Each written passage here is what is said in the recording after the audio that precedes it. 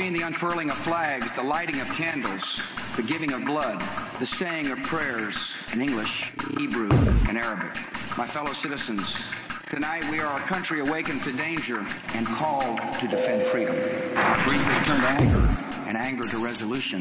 Whether we bring our enemies to justice or bring justice to our enemies, justice will be done. All of America was touched on the evening of the tragedy to see Republicans and Democrats join together on the steps of this Capitol, singing God Bless America. And you did more than sing. You acted by delivering $40 billion to rebuild our communities and meet the needs of our military.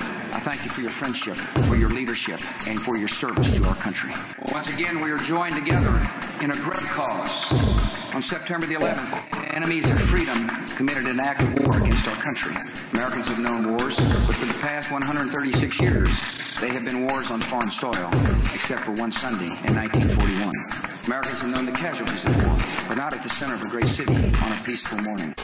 Americans have known surprise attacks, but never before on thousands of civilians. All of this was brought upon us in a single day. Who attacked our country?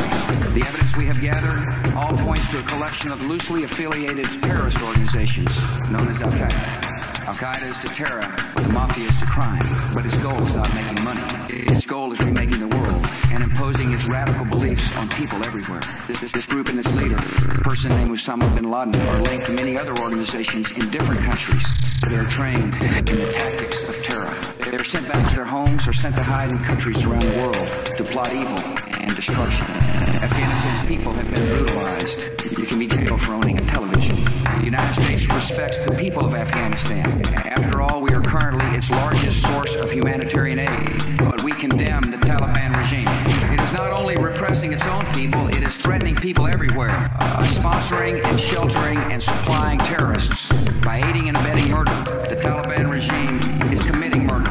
And tonight, the United States of America makes the following demands. Deliver to the United States authorities all the leaders of Al-Qaeda who hide in your land. Protect foreign journalists, diplomats, and aid workers in your country. Close immediately and permanently every terrorist training camp in Afghanistan and hand over every terrorist and every person in their support structure to appropriate authorities. Give the United States full access to terrorist training camps. These demands are not open to negotiation or discussion. The Taliban must act and act immediately. They will hand over the terrorists, or they will share in their fate. The enemy of America is not our many Muslim friends. It is not our many Arab friends. Our enemy is a radical network of terrorists and every government that supports them.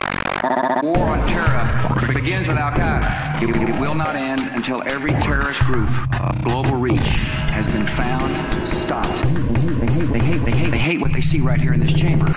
With every atrocity, they hope that America grows fearful, retreating from the world and forsaking our friends. They stand against us because we stand in their way. How will we fight and win this war? We will direct every resource at our command, every tool of intelligence, every instrument of law enforcement, every financial influence, and every necessary weapon of war to the disruption of the global terror network. Americans should not expect one battle, but a lengthy campaign. It may include dramatic strikes, visible on TV, and we will pursue nations that provide aid or safe haven to terrorism. Every nation and every region now has a decision to make. Either you are with us, or you are with the terrorists. Our nation has been put on notice. We're not immune from attack. We will take defensive measures against terrorism to protect Americans. These measures are essential. The only way to defeat terrorism as a threat to our way of life is to stop it, eliminate it, and destroy it where it grows. I have a message for our military. Be ready. I've called the armed forces to alert. The hour is coming when America will act, and you will make us proud. This is not, however, just America's fight. This is the world's fight. This is civilization's fight. This is the fight of all who believe in progress and pluralism, tolerance and freedom. We ask every nation to join us. Terror unanswered can not only bring down buildings, it can threaten the stability of legitimate governments. And you know what? We're not going to allow it. Americans are asking what is expected of us. I ask you to live your lives and hug your children. I ask you to uphold the values of America. We're in a fight for our principles, and our first responsibility is to live by them. I ask for your patience in what will be a long struggle. I ask your continued participation and confidence in the American economy. America is successful because of the hard work and creativity and enterprise of our people. These were the true strengths of our economy before September 11th, and they are our strengths today. Prayer has comforted us in sorrow and will help strengthen us for the journey ahead. Tonight, I thank my fellow Americans for what you have already done and for what you will do. After all that has just passed, all the lives taken, and all the possibilities and hopes that died with them, it is natural to wonder if America's future is one of fear. I know there are struggles ahead and dangers to face. As long as the United States of America is determined and strong, in our grief and anger, we have found our mission.